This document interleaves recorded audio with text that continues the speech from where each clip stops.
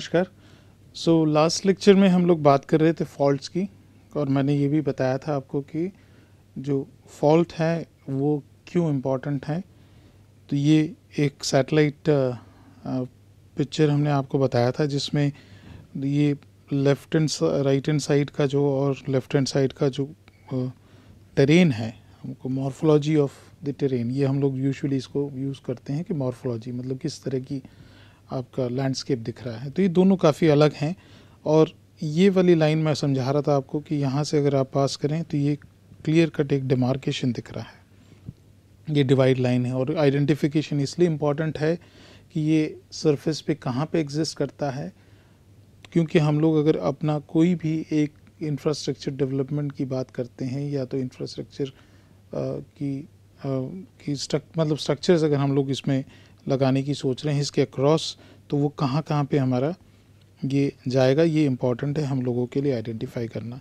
तो ये टिपिकल एक फॉल्ट का फोटोग्राफ है, सैटेलाइट फोटोग्राफ है।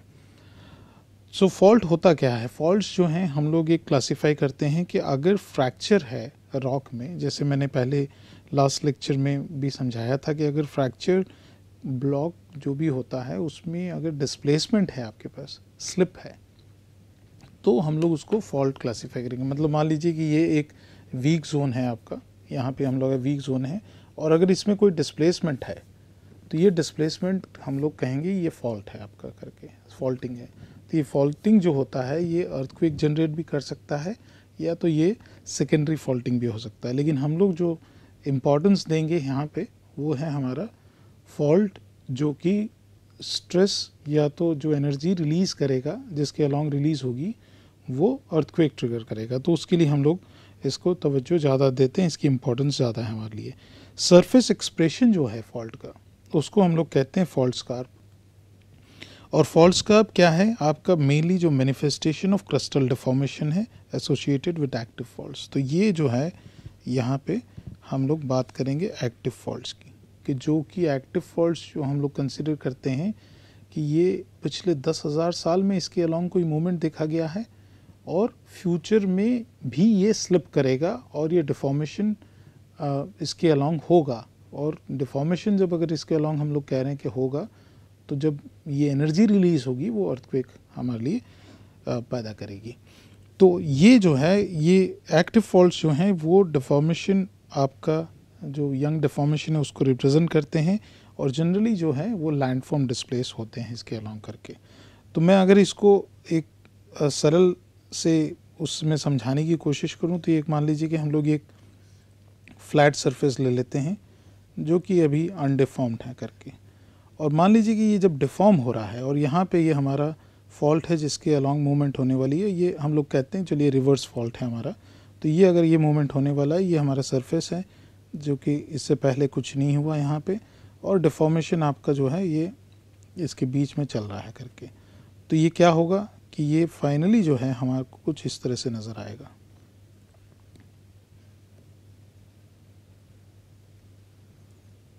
तो इसका सरफेस पे भी डिफॉर्मेशन आया है आपके पास, और ये इस तरह से कुछ समझ में वो सरफेस पे दिखेगा। तो ये सरफेस जो है ये आपका हम लोग कहेंगे ये फॉल्ट स्कार्प है, और ये फॉल्ट सेक्शन में दिख रहा है, और ये वाला जो होगा ये आपका फॉल्ट लाइन होगी ये करके, ये हम लोग फॉल्ट लाइन कह सकते हैं इसको।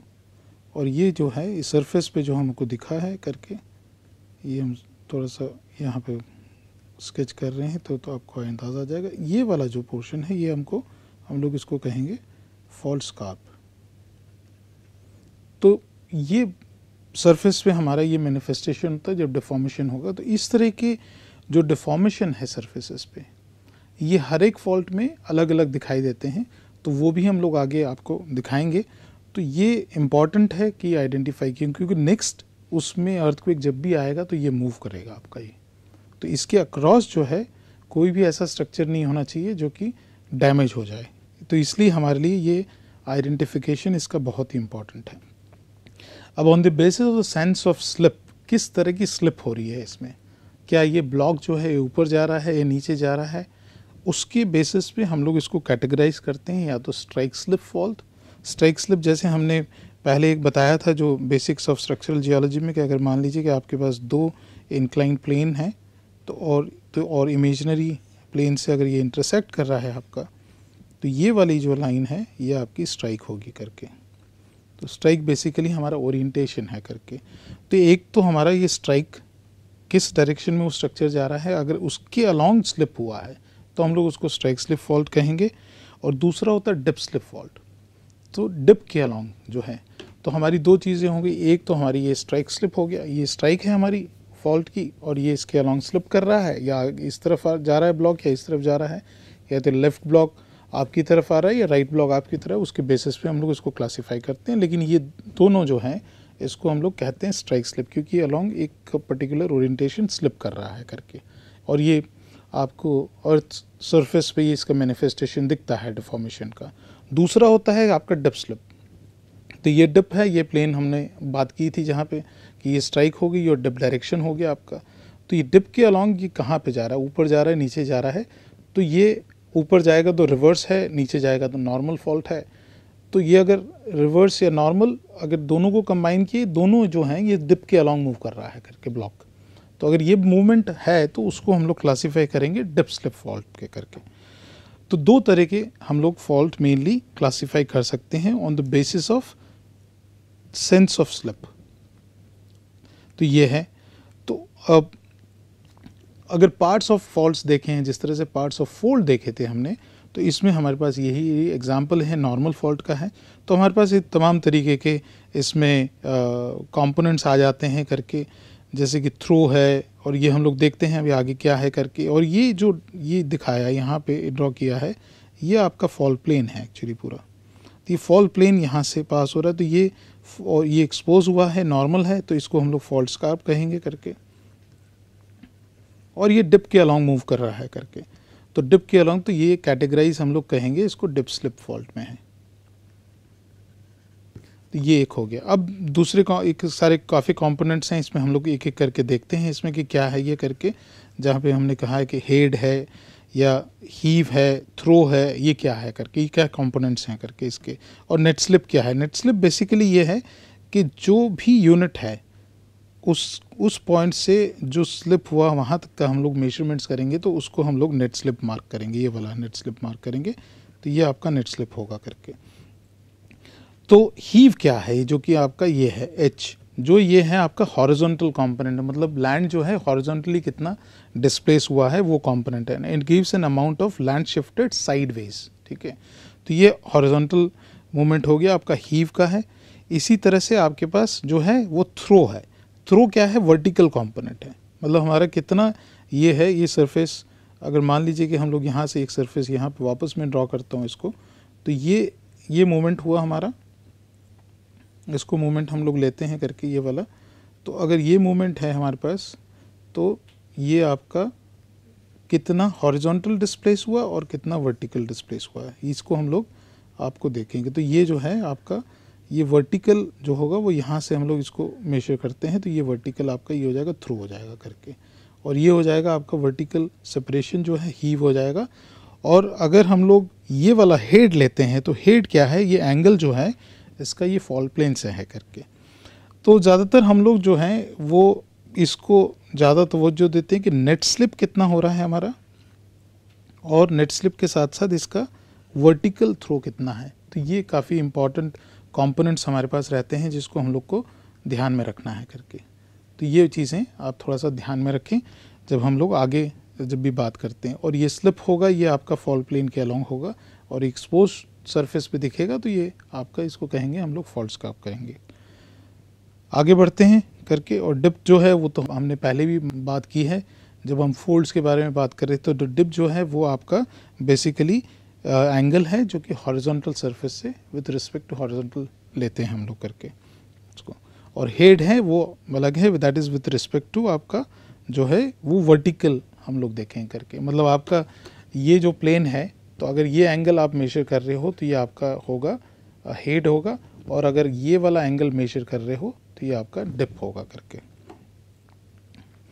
सो ये भी कुछ कंपोनेंट दिए हैं यहाँ पे, जो कि अगर ऑब्लिक स्लिप हो रहा है आपका, मतलब आपके पास जो है आपका मूवमेंट ऐसे भी गया है नीचे और उसके साथ साथ ये ऐसे भी मूव किया या तो ऐसे मूव किया है। तो अगर ये दोनों मूवमेंट है आपके पास, मतलब दोनों डिप के अलॉन्ग ही मूव कर रहा है लेकिन कुछ स्ट्राइक के अलॉन्ग भी मूव कर रहा है, तो अगर ये डिफॉर्मेशन, जैसे मैंने पहले एक लास्ट वाले लेक्चर में बात की थी कि हमारे पास कॉम्बिनेशन भी हो सकता है डिफॉर्मेशन का, जैसे रिवर्स स्ट्राइक स्लिप हो सकता है, नॉर्मल स्ट्राइक स्लिप हो सकता है, तो ये कॉम्बिनेशन में हमको दिखता है। तो यहाँ पे क्या हो रहा है, आपके पास ये जो डिफॉर्मेशन दिखाया है इसमें नॉर्मल फॉल्टिंग भी हुआ है और दूसरा स्ट्राइक स्लिप फॉल्टिंग भी हुआ है आपके पास,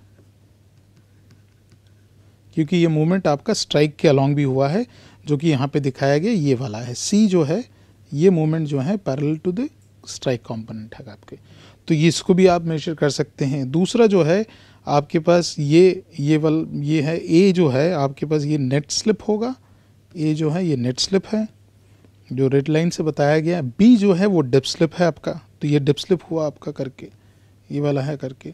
और क्योंकि ये नेट स्लिप इसलिए कह रहे हैं कि इसमें दो टोटल आपका दोनों कंपोनेंट्स मिल रहे हैं, जो कि नीचे भी गया है और स्ट्राइक के अलॉन्ग भी गया है, इसलिए उसको हम लोग नेट स्लिप यहाँ पे ये लेंगे। वर्टिकल थ्रो है आपके पास, हॉरिजॉन्टल थ्रो है, हीव है, तो इस तरह से हम लोग इसको देख सकते हैं, इसके कंपोनेंट्स मेजर कर सकते हैं। हालांकि मैंने जैसे कहा कि हम लोग को सबसे ज़्यादा इम्पॉर्टेंट जो हम लोग मेजरमेंट करते हैं और जो हमको लेना चाहिए वो आपका नेट स्लिप और आपका डिप स्लिप क्या है करके। और डिप स्लिप के साथ साथ हम लोग ये भी देखेंगे कि स्ट्राइक के अलॉन्ग क्या मूवमेंट हुआ है, और वर्टिकल थ्रो अपने आप हम लोग कैलकुलेट कर सकते हैं इसमें करके। ये एक एग्जांपल है जो कि आपको आपकी समझ में अच्छे से आएगा कि हमारे पास जब भी, जैसे मैंने कहा फर्स्ट जो स्लाइड में समझाने की कोशिश कर रहा था कि एक डिफॉर्मेशन होगा तो सरफेस पे एक स्कार्प नज़र आएगा आपको, मतलब एक, अगर ये फ्लैट सरफेस है, अगर ये ऊपर जा रहा है तो ये डिफॉर्मेशन हुआ, तो ये ब्लॉक ऊपर गया है तो इसके अलॉन्ग जो है आपका ये डिफॉर्मेशन दिखेगा। तो अब ये देखें कि अगर यहाँ पे ये टोपोग्राफी हमको सरफेस पे दिखी है तो टोपोग्राफी बनी कैसे करके, तो इसको अगर हम लोग देखेंगे तो ये सेक्शन भी दिख रहा है यहाँ पे, तो आपके पास ये फॉल्ट है यहाँ जो कि इसको डिस्प्लेस किया है करके। तो डिस्प्लेसमेंट हम लोग इजीली कैसे पता लगा पा रहे हैं, यहाँ पे हमारे पास अलग अलग कलर के जो रॉक्स हैं वो दिख रहे हैं हमारे क्लियरली, और उसके बेसिस पे that is what we call physical interpretation of physical properties of the rocks, ठीक है। तो ये हमको लेयर्स दिख रहे हैं यहाँ पे, तो ये आपकी बाउंड्री ये वाले की है और इसी का सिमिलर बाउंड्री आपके पास ये है करके। तो जो डिस्प्लेसमेंट यहाँ हुआ है वो आपका सरफेस पे, हालांकि सरफेस पे जो थोड़ा सा इरोजन की वजह से कम स्लिप होगा या तो डिस्प्लेसमेंट दिखाई देगा, लेकिन जैसे ये उठा, मतलब हमारे पास ये फ्लैट सरफेस था, लेकिन जैसे ये डिस्प्लेस हुआ इसके अलॉन्ग तो ये कुछ इस तरह की इसने टोपोग्राफी बना दी करके। तो ये चीज़ हम यहाँ पे देख सकते हैं। तो ये जो होगा, ये वाला जो है ये आपका ये फॉल्ट प्लेन है आपका, ये फॉल्ट प्लेन है आपके पास, और अब यहाँ पे आप डिप भी ले सकते हैं हॉरिजॉन्टल से, तो ये डिप हो जाएगा आपका, तो फॉल्ट डिप है। और इसका सेंस ऑफ मूवमेंट क्या है, अगर हम लोग कहते हैं कि ये यूनिट ए है तो ये यूनिट ए है हमारा, वेरी सिमिलर है करके, और ये जो बी है यहाँ पे ये बी है, और ये ऊपर थोड़ा सा हल्का सा इसका कैपिंग दिख रहा है करके। तो ये हम लोग आसानी से इसका बता सकते हैं कि अमाउंट ऑफ डिस्प्लेसमेंट क्या है। तो ये ब्लॉक जो है ये ऊपर गया है आपका, तो ये क्या हो जाएगा हमारा, ये हो जाएगा रिवर्स फॉल्ट। ये रिवर्स फॉल्ट का एग्जांपल है, इसको हम लोग हटा दें इंटरप्रिटेशन को तो आप क्लियरली इसको देख पाएंगे कि क्या है हमारे पास यहाँ पे। तो ये आपका क्लियर एक डिफॉर्मेशन दिख रहा है, और अगर इसको स्केच में हम लोग इसको दिखाएं तो ये कुछ इस तरह से आपका दिख रहा है यहाँ पे। आगे बढ़ते हैं, इस तरह के काफ़ी एग्जांपल्स हम लोग आपको दिखाएंगे तो आपको समझ आएगा। अब आते हैं स्ट्राइक स्लिप पे, वो डिप स्लिप फॉल्ट का था जो कि moment along the dip fault था। अब इसमें क्या होता है कि ये जो द स्लिप होती है वो एकोमोडेट्स अलोंग हॉरिजॉन्टल, ठीक है, बिटवीन एडजेसेंट ब्लॉक्स। मतलब आपका जो है ये आप ले लें, अगर आपके पास ये यहाँ पे ब्लॉक हैं दो जो कि मूव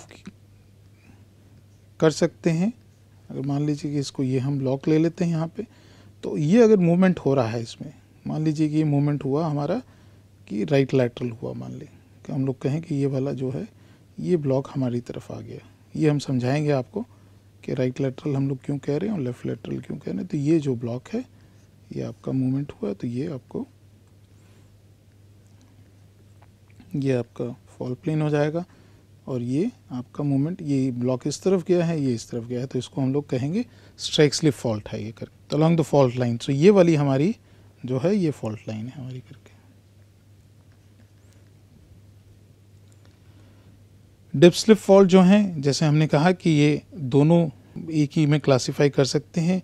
जब अगर आपका स्लिप अपवर्ड या डाउनवर्ड है, अगर डाउनवर्ड स्लिप है तो उसको नॉर्मल फॉल्टिंग कहेंगे और इसका एंगल जो है वेरी करता है। ज़्यादातर जो है हमको दिखता है कि ये स्टीप टू मॉडरेट है, 40 to 70 डिग्री तक रहता है इसका। और अगर लेस देन 45 डिग्रीज है तो हम लोग उसको कहेंगे लो एंगल नॉर्मल फॉल्ट। और जो आपका थ्रस्ट फॉल्ट है वो इसको एक क्लासिफाई किया है थ्रस्ट, हालांकि ये रिवर्स टाइप का ही फॉल्ट है, लेकिन रिवर्स फॉल्ट का एंगल अगर 45 डिग्री से कम है तो उसको थ्रस्ट फॉल्ट कहेंगे। तो ये दोनों फॉल्ट्स जो हैं ये कॉम्प्रेशनल टेक्टोनिक्स में होगा, ये कॉम्प्रेशनल टेक्टोनिक्स है, और ये वाला जो है ये एक्सटेंशनल टेक्टोनिक्स में होगा।